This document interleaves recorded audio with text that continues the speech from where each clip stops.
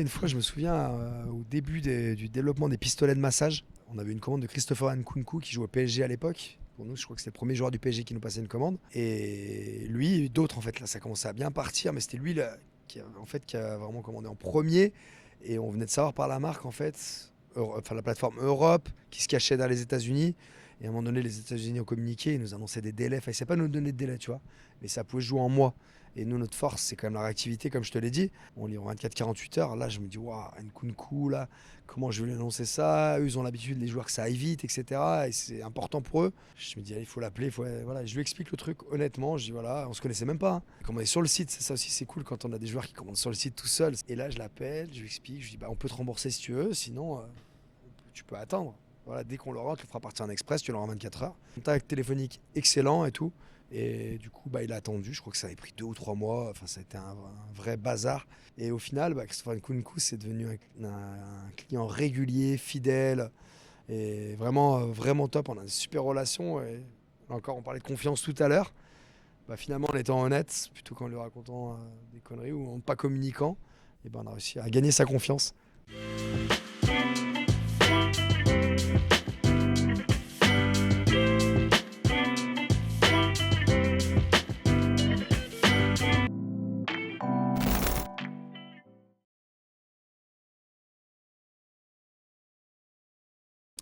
Salut à tous, bienvenue dans ce nouvel épisode de Football Business and Chill.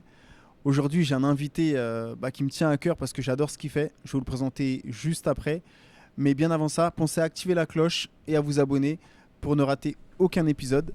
Et Yann, je vais te laisser te présenter. Salut Mickaël, donc Yann Obitz, dirigeant de la société, dirigeant et créateur de la société Sport Protec, lyonnais d'origine.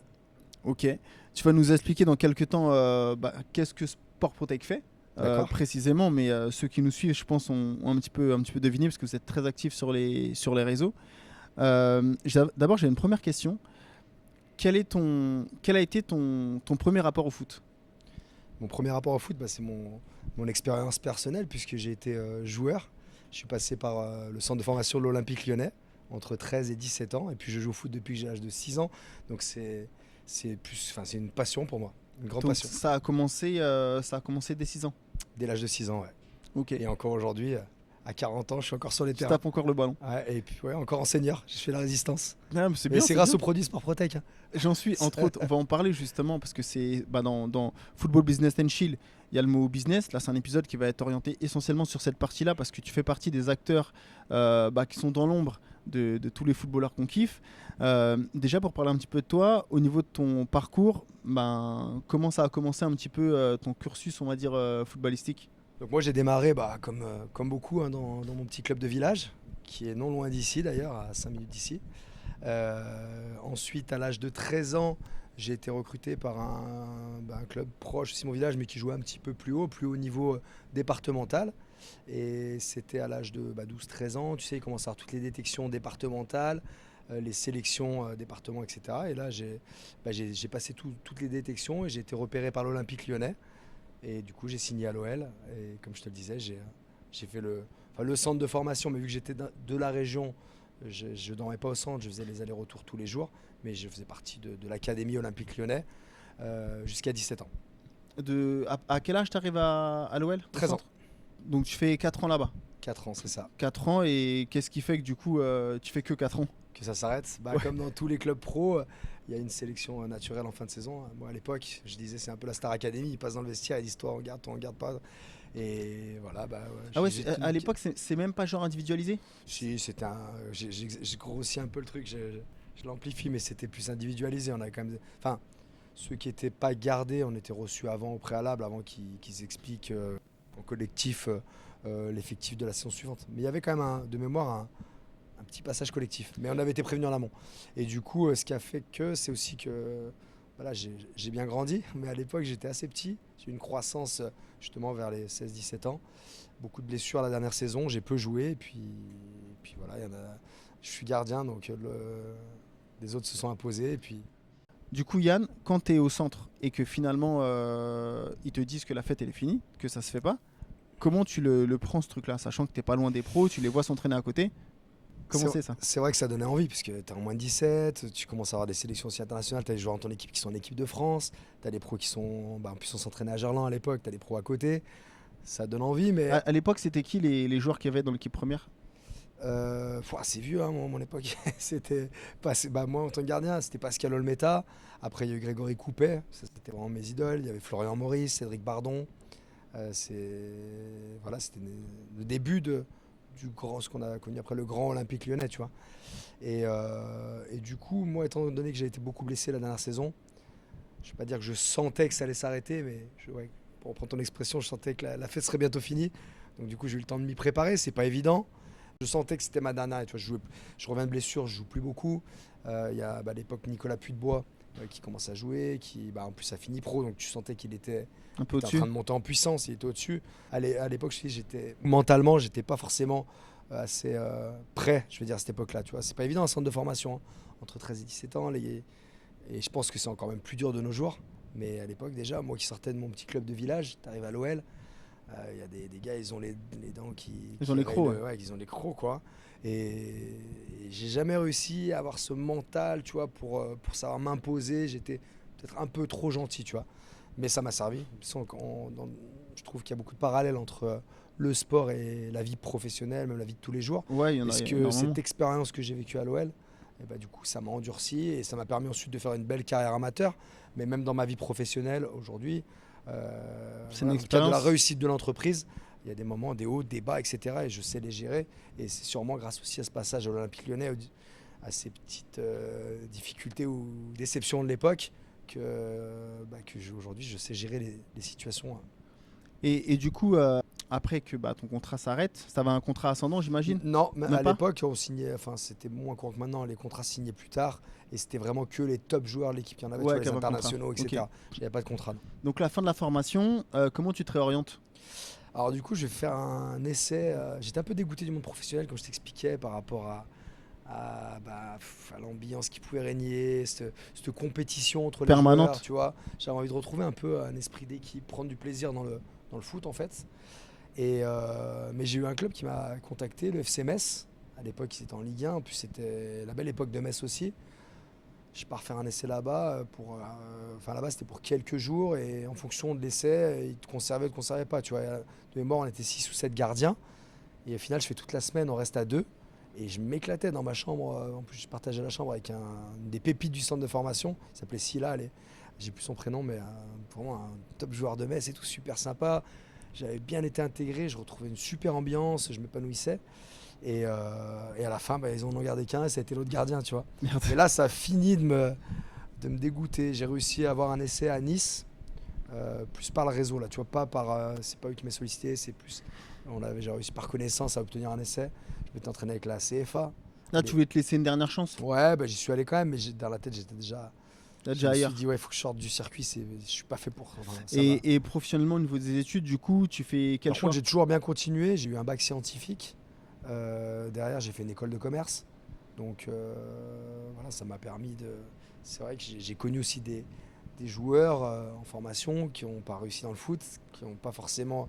À un moment donné, ils ont même trop focalisé sur le foot, ils ont un peu lâché les études. Et derrière, c'est pas facile j'imagine pour eux quand tu vois tes potes, en plus ils sont allés plus loin que moi, donc c'était vraiment encore plus proche du rêve. Et tu réussis pas, derrière tu as des potes qui percent et qui commencent à très bien gagner leur vie, etc. Ça doit pas être évident. Ça t'en es vite conscient du fait que faut que tu assures quand même un bagage scolaire au cas où si ça marche pas? Ou pendant Ouais, et toute la puis là, formation non, j'ai été conscient. Et puis mes parents ont toujours été derrière moi. Tu sais, c'est aussi, on en a déjà parlé, mais c'est des clés? l'entourage. Voilà, dans le sport, même dans les sports pro aujourd'hui, on voit bien l'entourage des joueurs, c'est super important. Et dans les centres de formation, ça l'est aussi, quoi. Si tu as une bonne éducation, des parents qui sont derrière toi, normalement, ils te conseillent de poursuivre ton parcours scolaire. Et dernièrement, j'ai rencontré un joueur de l'Olympique Lyonnais qui a percé là à 18 ans. On s'est vu et il était en train de passer son bac, tu vois. Alors qu'il a fait 16 matchs en pro, qui vient de signer, je pense, un contrat sur le long terme à l'OL. Et il passait son bac, il passait son permis, ça, à la limite. Mais tu vois, c'est important Ouais, c'est important. de continuer. On sait jamais. On sait jamais, c'est ça. Et du coup, là, tu fais ton école de commerce. À quel moment Sport Protec voit le jour finalement? C'est quoi ton déclic pour monter ta boîte? Déjà, de base, est-ce que tu t'es dit je vais entreprendre ou est-ce que tu t'es dit je fais mon école de commerce et je trouverai un job qui m'intéresse ou est-ce que ça Non, se fait là, par hasard? j'étais plutôt sur. Je fais l'école de commerce et on verra. Tu On sais, dans le verra. commerce, il y a des opportunités tout le temps. Par contre, j'ai toujours eu en moi cette envie de travailler dans le sport, tu vois. Au début, avant de faire l'école de commerce, je me disais, ce serait bien de faire journaliste sportif. Mais ça n'a pas pu se faire. Les écoles de journalistes étaient très chères. Mes parents ne pouvaient pas forcément me payer ce genre d'école. Après, j'avais pensé à faire kiné du sport. Mais kiné du sport, il fallait quand même faire, si je ne dis pas de bêtises, une année de médecine. Et du coup, là, pour le coup, j'étais pas assez. Même si j'ai eu un bac scientifique, je n'avais pas les compétences, je pense, pour le faire, tu vois.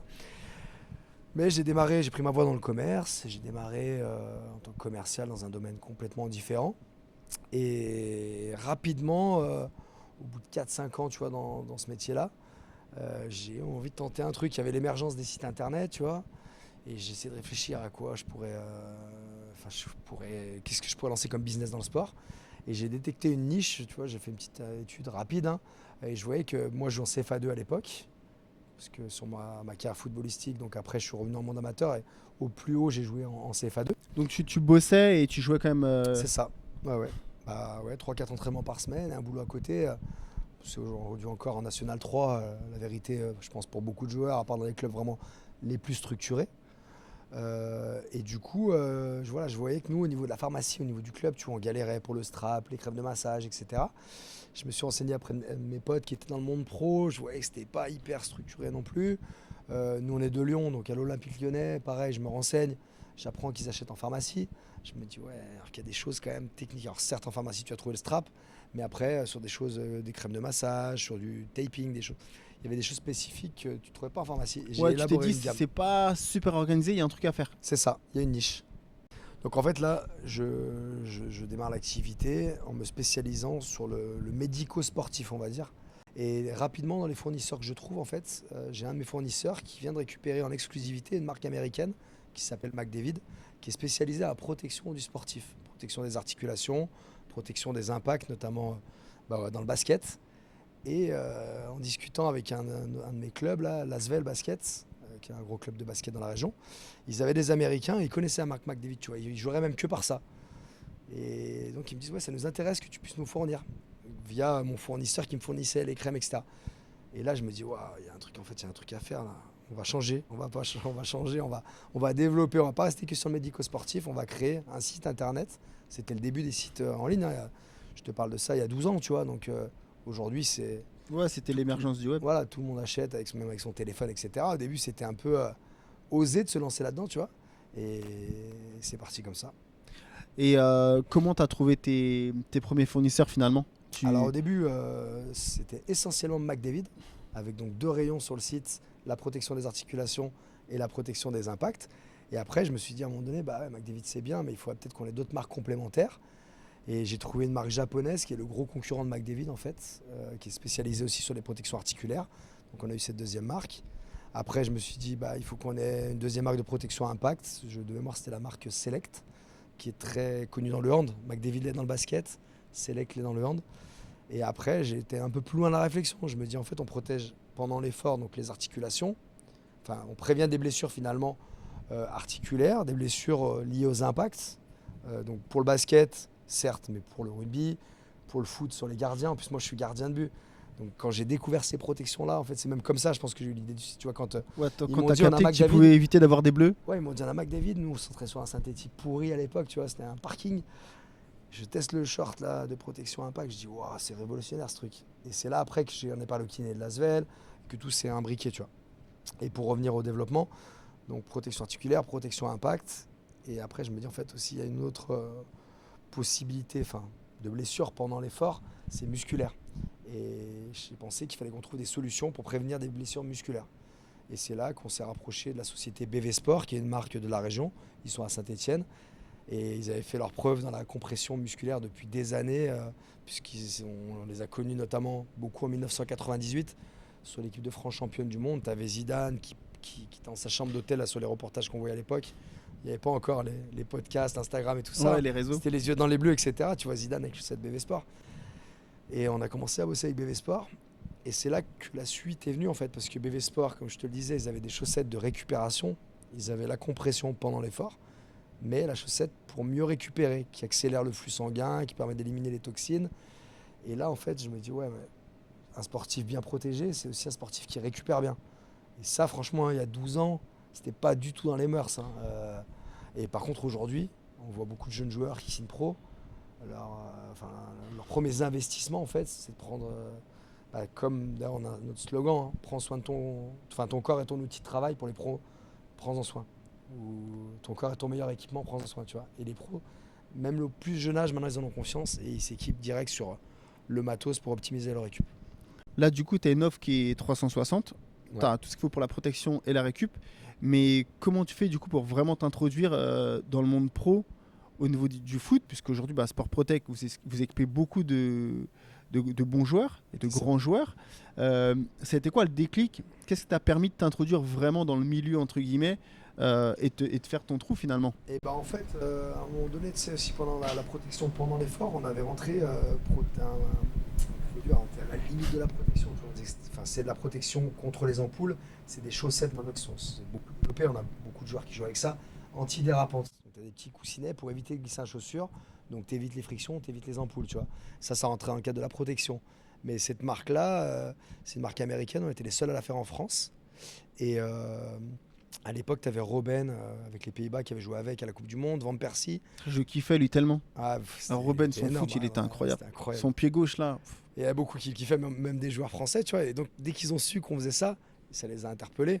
Et peu de temps avant, en fait, moi, j'avais joué à Chasselet, donc en CFA2. Et l'année où je suis parti, Benjamin Cornier, qui a fait une belle carrière après, il est passé par Dijon, Lorient, Saint-Etienne, Strasbourg, venait de signer à Saint-Etienne. Au moment où on rentre ces produits-là, tu vois. Et un jour, trop de neige à Saint-Etienne, et ils avaient un club partenaire plus proche de Lyon, tu vois, il n'y avait pas de neige, vers chez moi. J'habitais juste à côté du stade. Et en rentrant chez moi à manger le midi, je vois le bus de la Saint-Etienne, tu vois. Je dis, tiens, je vais aller voir ce qui se passe. Et c'était les pros de Saint-Etienne qui s'entraînaient à cause de la neige chez eux et tout. Et du coup, je vais voir Benjamin après l'entraînement. Je demande enfin, je sais pas, il y a quelqu'un de la sécurité, tu sais, il ne laissait pas rentrer les gens. Je lui dis, vous pouvez appeler Benjamin, je le connais bien, etc. Il vient. Bon, lui, entre-temps, il a fait sa carrière. Même si on n'a pas joué ensemble, en fait, l'année où il jouait à Chasselet, il jouait avec des potes à moi avec qui j'avais joué. Donc je venais le Donc tu voir. le côtoyais. On avait sympathisé, tu vois. Et il était content de voir. Du coup, ce jour-là, je lui fais un petit cadeau parce qu'il faisait super froid et on venait de rentrer une marque aussi de protection contre le froid. On a arrêté ça, mais à l'époque, on travaillait avec la marque Under Armour qui est maintenant hyper connue dans le sportwear. Mais à la base, c'est des spécialistes du vêtement technique, tu vois. Et ils avaient un sous-maillot contre le froid qui était extraordinaire, tu sais. Maillot auprès du corps, là, mais que tu portais que quand il faisait moins de 10 degrés. Et je lui dis, tiens, ça va te servir à Saint-Étienne et tout, super sympa. Il était content et tout. Et peut-être 2 semaines après, il me rappelle, il me dit, ah putain, j'ai une galère aux adducteurs. Tu m'as dit que tu faisais des shorts aux adducteurs, ce qu'on avait un peu expliqué du développement de. Tu sais, il savait que j'avais Sport Protect, mais c'est pas vraiment ce qu'on faisait à l'époque, on n'était pas trop connus. Donc quand on avait discuté, je lui ai un peu expliqué le développement, et notamment ces shorts adducteurs, qui est un vrai problème dans le foot. Tu vois, le problème de début de douleurs adducteurs, pubalgie. Et Ben me fait venir à Saint-Etienne. Donc là, j'étais un peu. C'est la première fois pour moi que j'allais dans un club pro, que j'allais voir les joueurs. T'avais un peu la pression, un quoi. peu la pression, vraiment. Hein. Puis j'étais plus jeune, c'était, je sais pas, peut-être une dizaine d'années. Et au final, Ben me fait rentrer, je regarde l'entraînement. Après, je vais dans l'espace réservé aux joueurs pro. Je vois des mecs que je vois qu'à la télé. Enfin, à l'époque, j'étais comme un dingue, tu vois. Et Ben essaye le short, il était content. Et là, de fil en aiguille, en fait, il a commencé à me rappeler, tiens, il y a Stéphane Ruffier qui veut, je crois que c'était chaussettes antidérapantes d'ailleurs. Enfin voilà, beaucoup de joueurs de l'équipe voulaient ce produit-là. Et dès qu'il y en a un qui l'a eu, ça a fait boule de neige. Et je passais pas mal de temps à Saint-Etienne. Nous, on a une demi-heure. Donc j'y allais à la base, des fois même pour vendre, peut-être pas une paire de chaussettes, parce que les joueurs, ils n'en prennent pas qu'une, mais voilà, je Ça a commencé m'investissais, tu gentiment vois, comme ça, faire des juste. déplacements, mais ça a contribué au développement, tu vois. Et puis après, on a bien développé notre offre récupération, parce que je t'ai parlé des chaussettes de récup, mais c'était le début de la récup. Après, j'ai cherché, on a fait de la veille sur ce qui se faisait dans d'autres pays beaucoup plus développés que nous, sur la santé et la performance. Et on a regroupé rapidement toutes les marques de référence pour optimiser la récupération. Donc à l'époque, c'était l'appareil d'électrostimulation Compex, c'était un système de cryocompression Game Ready. Après, il y a eu les bottes de pressothérapie Normatec, les pistolets de massage. Enfin, on va toujours plus loin. Là, cette année, la dernière nouveauté, c'est des lunettes pour favoriser le sommeil. Enfin, Voilà, on est toujours à la recherche des petits accessoires, des petits adjuvants, comme nous disent des fois les kinés, nos produits, c'est des adjuvants. Parce que si le joueur il sort en boîte de nuit après le match et qu'il mange un McDo, tu vois, enfin il a beau faire tout ça, ça va pas, il sera pas en grande forme le lendemain. Par contre, si tu es sérieux et qu'en plus tu utilises tout ça, tu tends vers le 100%, tu vois. Donc nous on a développé le rayon récup. À l'époque il n'était pas aussi vaste, mais on avait de plus en plus de choses.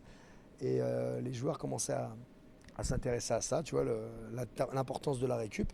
Et à peu près à ce moment-là, tu as Benjamin qui signe à Strasbourg. Nous, on bossait donc avec Saint-Étienne grâce à lui. À Lyon aussi, on avait réussi à rentrer parce que j'étais au centre de formation, je connaissais le staff. Mon père aussi connaissait bien le kiné de l'époque, donc il a réussi à nous avoir un lien. On a commencé à fournir le club sur l'activité initiale, le médico-sportif, tu vois, les crèmes, les straps, etc. Et pareil, dès qu'ils avaient des petits pépins pour des joueurs, ils nous appelaient. Mais là, ça veut dire que t'es le patron de ta boîte, mais t'es aussi le super vendeur de ta boîte. Là, Ouais, bah, de toute façon, t'es encore ouais, tout seul à ce moment-là. j'étais tout seul, ouais, multicasquette. Ok. Le T'es au four au stock, moulin. le stock chez mon père, qui me donne un petit coup de main. Ma belle-mère aussi, à l'époque, pour gérer les premières commandes internet, elle était en pré-retraite, tu vois. Et moi, ouais, sur le terrain, sur le marketing, tout ça, le développement, j'étais tout seul. Ouais. Et avec un autre boulot à côté en plus. Mais du coup après, ouais, c'est à la période où Benjamin a signé à Strasbourg, tu vois, je venais peut-être d'arrêter. À un moment donné, on en reparlera, mais il y a eu un cap où T'as dû prendre une décision. voilà, il fallait que je prenne une décision. Et ça a été pas facile, on en discutera. Mais pour répondre à ta question, quant au développement dans le sport pro, c'est là qu'il y a eu un tournant en fait. Et là, tu sens que ta boîte, elle passe dans une autre dimension gentiment ou tout se fait sans forcément que Bah tu là, prennes de toute conscience de tout ça. façon, non, on était encore petit, mais je sens vraiment ça m'a donné de la force, quoi, parce que je me dis, ouais, un coach de Ligue 1, il valide ça, et que tous ces joueurs en processus obligatoire, et qu'en plus derrière, tu as 90% des Ouais, joueurs c'est que c'est sérieux qui pour eux. s'intéressent, c'est que c'est sérieux, c'est important, et là, direct, je sors de ce rendez-vous, je dis, il faut qu'on arrive à faire d'autres clubs, tu vois. Là, la On niaque bosse qui un peu avec Lyon, un peu avec Saint-Étienne. la niaque du commercial. Et voilà, je me dis, dans cet été-là, il faut qu'on fasse d'autres clubs. Et par connaissance de cité par Rémi Rio, qui est actuellement deuxième gardien à l'OL. Et il me met en contact avec le kiné de Nantes, qu'il connaissait bien. Il était resté en contact avec lui. Et il avait joué là-bas. Le kiné de Nantes m'a réservé un bel accueil aussi. J'avais vu qu'ils étaient en stage dans la région. C'est ça aussi qui m'avait poussé à essayer de les contacter eux. Et au départ, c'était pas non plus de parcourir toute la France. Et ils nous font venir à Annecy à leur stage. Et pareil, un peu phase de test la première année, il y avait une salle de soins où tu avais les kinés, une petite pièce à côté qui était vide, ils nous ont mis là, comme ça ils entendaient un peu ce qui se passait. On n'a pas vu tout l'effectif, mais quand même on a vu des Valentin Rongier, Alban Lafont, Palois, et qui sont équipés, quoi, tu vois, qui étaient intéressés par les produits. Donc là encore, pareil, même si on n'a pas vu tout le monde, on a senti que ça plaisait. Là, t'as déjà arrêté ton job ou t'es encore double casquette? Non, là j'avais arrêté. Quand on a commencé nos grosses tournées d'été, ça y est, j'avais arrêté.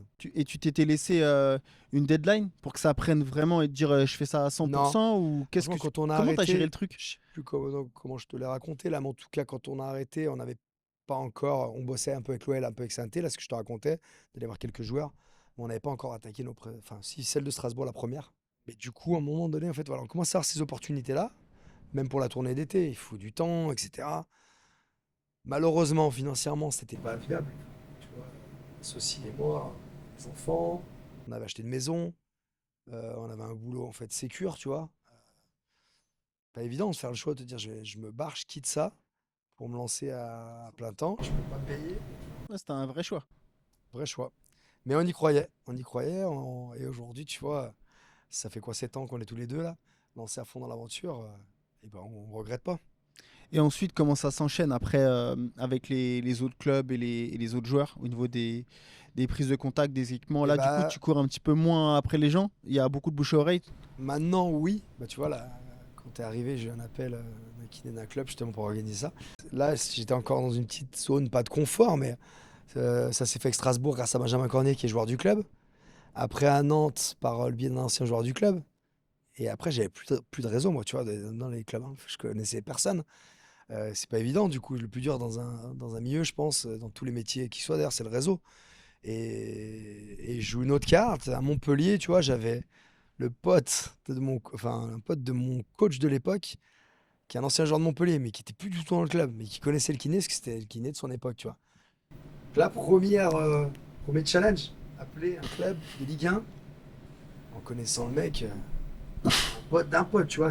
Là, je me dis, waouh, pour t'écouter, ça va être plus compliqué. Mais j'avais la force qui avait été donnée par le fait qu'on bosse avec des joueurs de Lyon, de Saint-Etienne.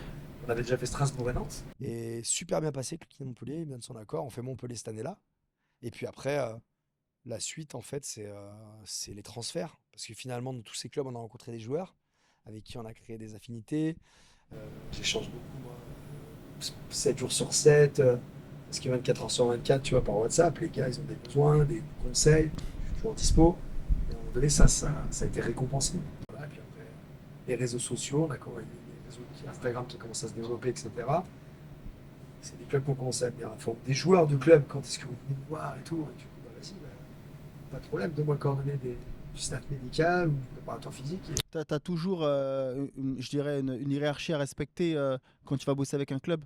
Bien sûr, et puis c'est notre philosophie. On ne se verrait pas aller dans un club juste parce qu'il y a un joueur qui nous a dit viens, on se voit dans une petite salle à côté. Non, non, il faut que ça soit validé par le club.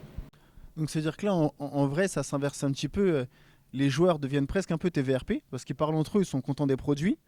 Et toi ensuite, bah, tu as juste à aller les présenter ensuite aux quelques joueurs qui finalement sont pas équipés. C'est ça, pour même ceux qui sont équipés, parce qu'il y a toujours des nouveautés, il y a toujours du renouvellement. Voilà, dernièrement, on a lancé aussi un nouveau concept, on en parlera, de création de salles de sport.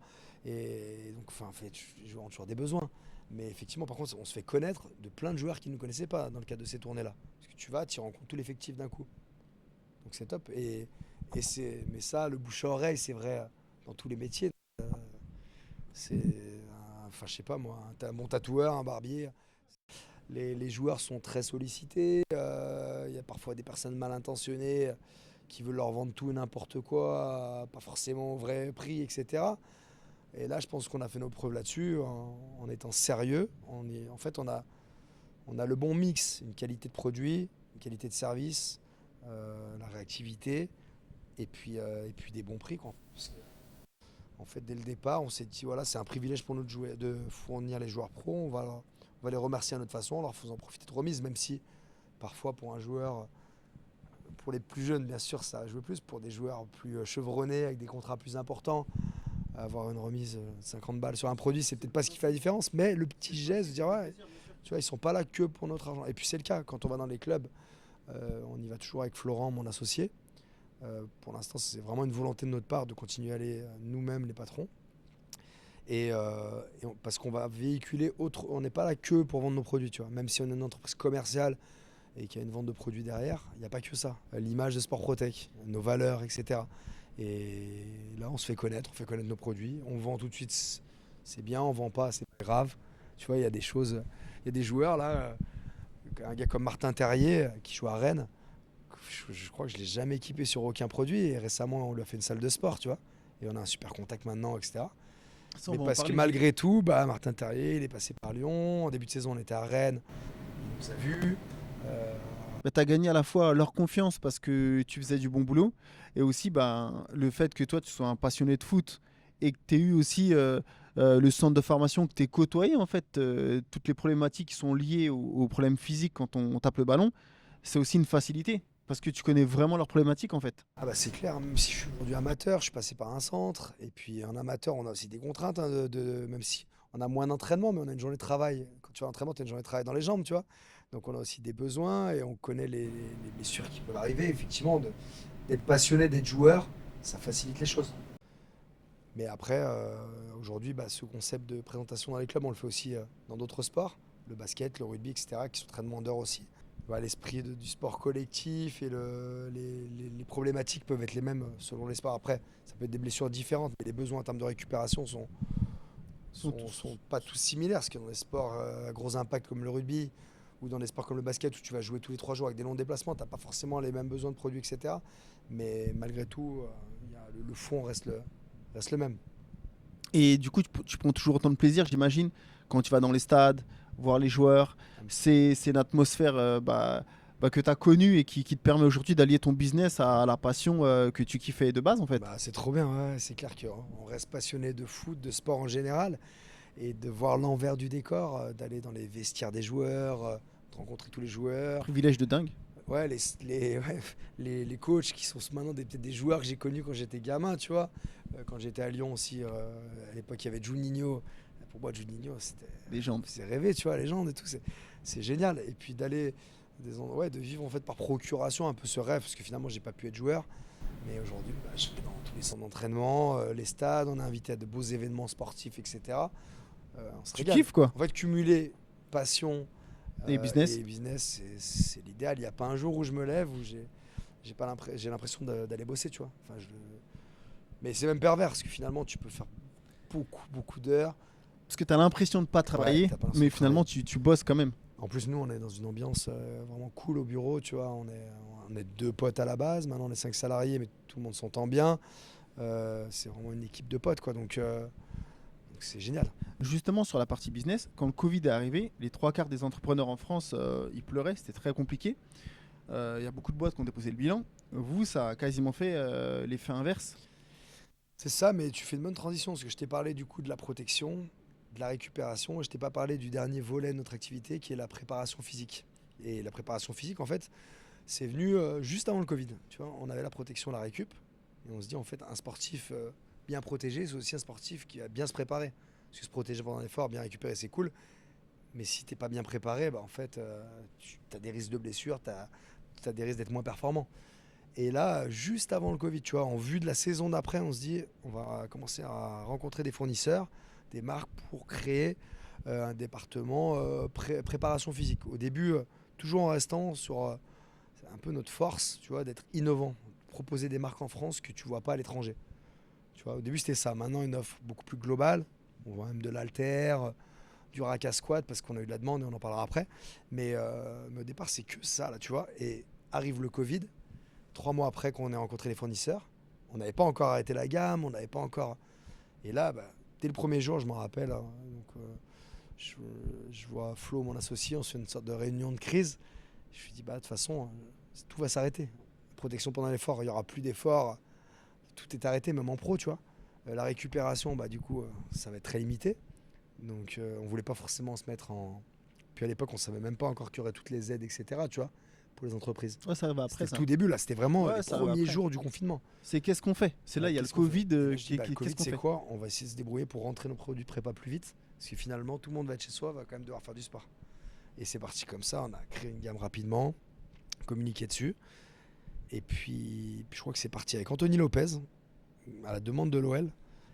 Et là, après, je me dis, ouais, putain, c'est cool. Et puis de fil en aiguille, en fait, un pro, 2 pros, 3 pros. Et tout, le bouche-oreille a bien fonctionné. Ils ont su qu'on travaillait. Je crois que j'ai même jamais autant travaillé que pendant le confinement. Donc j'aurais pas connu cette période qui a pu être agréable pour certains, enfin même si le contexte était quand même compliqué et catastrophique. Mais finalement, il y a beaucoup de gens qui étaient aidés, on va dire, enfin, heureusement, qui étaient soutenus par l'État. Et il faisait beau, etc. Donc qui kiffaient pendant le confinement. Tu vois, nous, on charbonnait comme jamais. Et par contre, c'est cool, on n'avait personne sur la route, tu vois, on circulait, pas de bouchons, machin.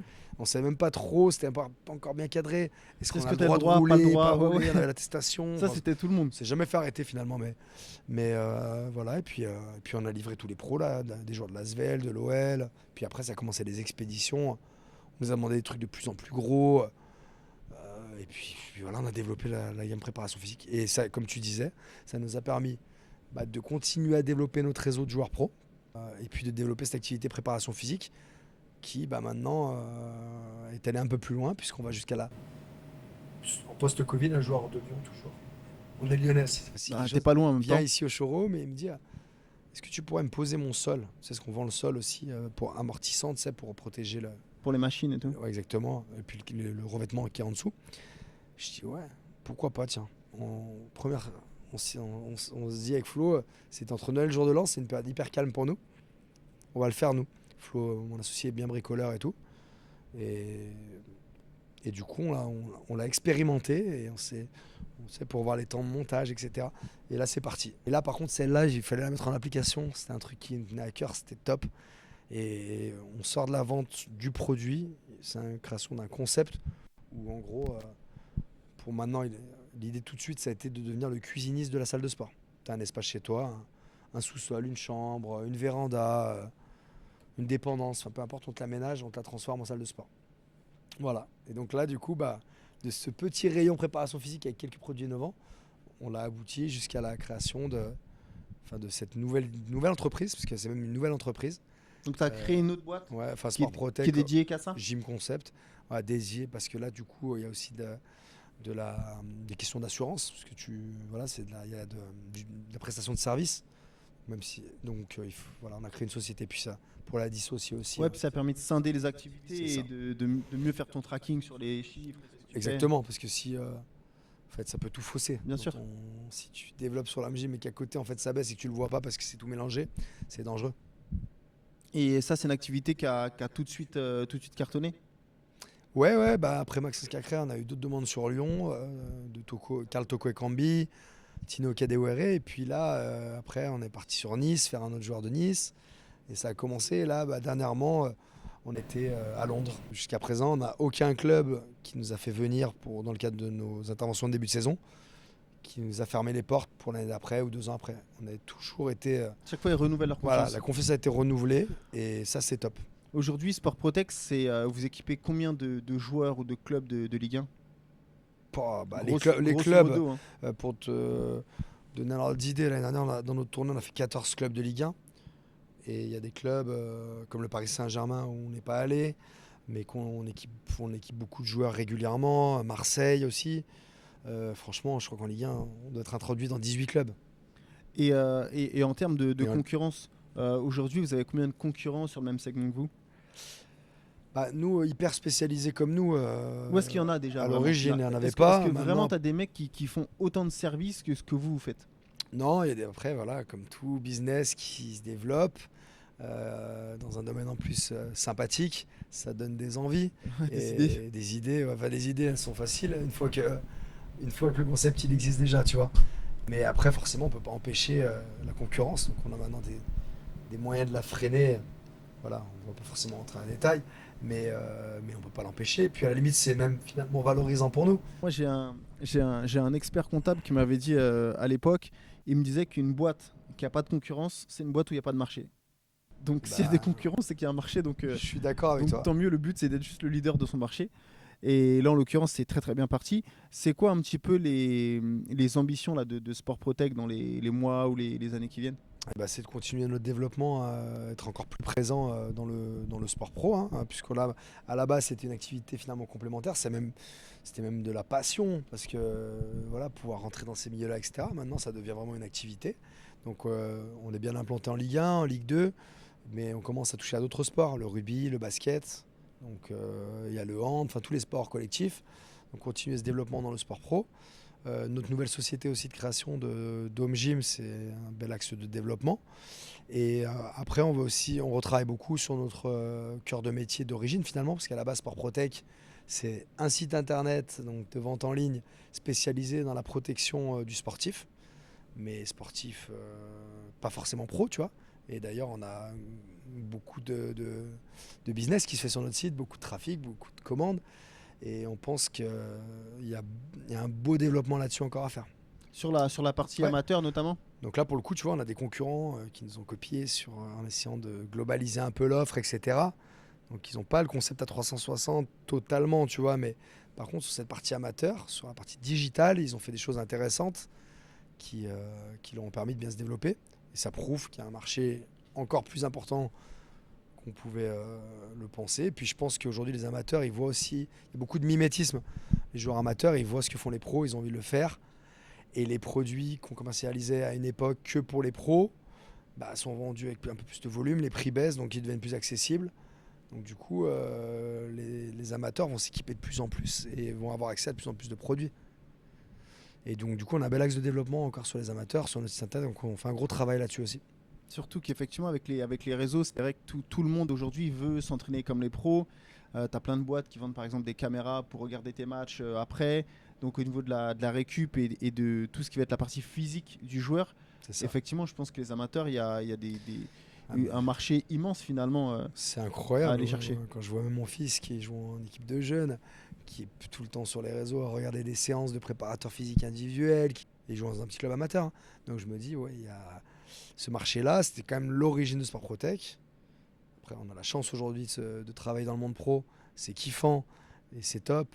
On a toujours les dernières nouveautés, les dernières innovations, mais peut-être qu'un jour ça s'arrêtera. Tu vois, on commence à avoir aussi de la concurrence c'est pas évident, parce qu'il faut du réseau aussi. Mais Ouais, peut-être puis- qu'un jour, on n'aura plus les produits qu'il faut. On aura peut-être. On ne sait pas, mais en tout cas, il y a plus de sportifs amateurs que de sportifs professionnels. Beaucoup plus. Ça, c'est mathématique. On n'est pas sur les mêmes paniers, mais Il y a beaucoup voilà, plus de volume il y a plus de volume. Donc, potentiel. c'est un axe aussi qu'on va retravailler. Après, le dernier axe, comme on le disait au début, au départ, c'était le médico-sportif. Tu vois, médico-sportif, tout le rayon crème de massage, tout ce qu'un kiné en fait va utiliser pour soigner des joueurs. Et quand Sport Protec a vraiment pris le virage Sport Protec, spécialiste de la protection, etc., bah, on a un peu délaissé ce côté médico-sportif. On a gardé les clubs qu'on fournissait, enfin les clubs près de chez nous, quoi. Les gros clubs, hein, pourtant l'Olympique Lyonnais, l'Asvel, etc. Alors que là-dessus, c'est pareil, des clubs qui ont besoin de pharmacie en France. Alors il y a du pro, mais en amateur, il y en a beaucoup. Il y a les kinés aussi libéraux, des kinés spécialisés dans le sport. Il y en a de plus en plus. Et ça va être une vraie cible pour nous. Donc là, prochaine étape, développer le B2C finalement, la grosse partie B2C Bon. et le B2B dans les clubs sur la partie. Ouais, mais pharmacie, enfin club pro Pharmacie. et amateur, tu vois. Et pareil, sur les clubs amateurs, on a envie de réussir à proposer ce service-là qu'on offre aux pros, tu vois, de présenter du conseil, etc. Présenter des solutions en direct dans les clubs, mais via des jeunes hein, qu'on va envoyer sur le terrain, aller faire des présentations. C'est plus compliqué dans le monde amateur parce que les entraînements sont le soir, etc. Tu vois, c'est une organisation un peu différente. Mais finalement, on peut offrir aussi ce service. Ce ne sera pas les mêmes produits, ce ne sera pas les mêmes budgets, mais on a aussi des Ça sera réponses. adapté. Tu vois, le joueur, au lieu d'acheter peut-être des bottes de presso pour éliminer les toxines, favoriser le flux sanguin, etc., il va acheter des chaussettes de récup ou un collant de récup. Ça va rentrer dans son budget, tu vois. Sur le massage, au lieu d'acheter le pistolet de massage un plus qui sera il aura peut-être des offres un peu moins chères. Et on a des alternatives, en fait, pour toutes nos catégories produits. Et tu as déjà eu des galères des fois avec des joueurs ou sur des commandes ou des livraisons ça t'est déjà arrivé? Ouais, j'ai dû en avoir plusieurs, hein, tu sais, mais après on se plie toujours en quatre pour trouver les solutions. Mais là, une fois, je me souviens, au début du développement des pistolets de massage, on avait une commande de Christopher Nkunku qui jouait au PSG à l'époque. Pour nous, je crois que c'était le premier joueur du PSG qui nous passait une commande. Et lui, d'autres, en fait, là, ça commençait à bien partir, mais c'était lui là, qui a vraiment commandé en premier. Et on venait de savoir par la marque, en fait, la plateforme Europe, qui se cachait dans les États-Unis. Et à un moment donné, les États-Unis ont communiqué, ils nous annonçaient des délais. Enfin, ils ne savaient pas nous donner de délai, tu vois. Mais ça pouvait jouer en mois. Et nous, notre force, c'est quand même la réactivité, comme je te l'ai dit. On lit en 24-48 heures. Là, je me dis, waouh, Nkunku, là, comment je vais lui annoncer ça? Eux, ils ont l'habitude, les joueurs, que ça aille vite, etc. Et c'est important pour eux. Je me dis, allez, il faut l'appeler. Voilà. Je lui explique le truc honnêtement. Je dis, voilà, on se connaissait même pas, hein. Il est commandé sur le site. C'est ça aussi, c'est cool quand on a des joueurs qui commandent sur le site tout seul. Et, et là, je l'appelle, je lui explique. Je lui dis, on peut te rembourser si tu veux. Sinon, tu peux attendre. Voilà, dès qu'on l'aura, on te le fera partir en express. Tu l'auras en 24 heures. Contact téléphonique excellent et tout. Et du coup, il a attendu. Je crois que ça avait pris 2 ou 3 mois. Enfin, ça a été un vrai bazar. Et au final, Christopher Nkunku, c'est devenu un client régulier, fidèle. Et vraiment, vraiment top. On a une super relation. Et là encore, on parlait de confiance tout à l'heure. Finalement, en étant honnête, plutôt qu'en lui racontant des conneries ou en pas communiquant, et on a réussi à garder à gagner sa confiance. Mais oui, il y en a sûrement eu d'autres, mais c'est pas évident de toujours s'en rappeler. Mais Ouais, c'est les aléas du commerce, hein. c'est ça. Quand on dépend des fournisseurs, après, des fois, les délais, on les maîtrise pas. Et C'est ça. et Exactement. effectivement, tu as le client en face, tu te dis comment je fais, quoi. Ouais, puis parfois, tu as le fournisseur aussi qui t'annonce. En plus, je crois que c'était ça là, dans ce dossier-là. C'est qu'on nous annonçait, ça arrive la semaine d'après. Hein, et en fait, c'était des fausses informations. Et là, tu passes pour un menteur auprès du client. C'est Ouais, donc compliqué, du tu coup, vois. toi, on te fait tourner un bourrique. Et le gars, je le connais pas. De Je l'autre côté, l'appelle, je lui ouais. explique ça. Je lui dis, je t'avais dit une semaine, en fait. Enfin, on avait dû lui envoyer un mail avant pour lui dire que c'était retardé ou je sais plus comment c'était passé. Mais en gros, quand je l'ai appelé, c'était pas confortable. Tu vois, je me rappelle que j'étais pas serein. Puis au final, c'est super bien passé. Et aujourd'hui, client fidèle. Bah ouais, Christopher, c'est Puis c'est le frérot. bonne carrière, là. Il vient de signer à Chelsea. ouais, équipe de France, Chelsea. Donc c'est cool.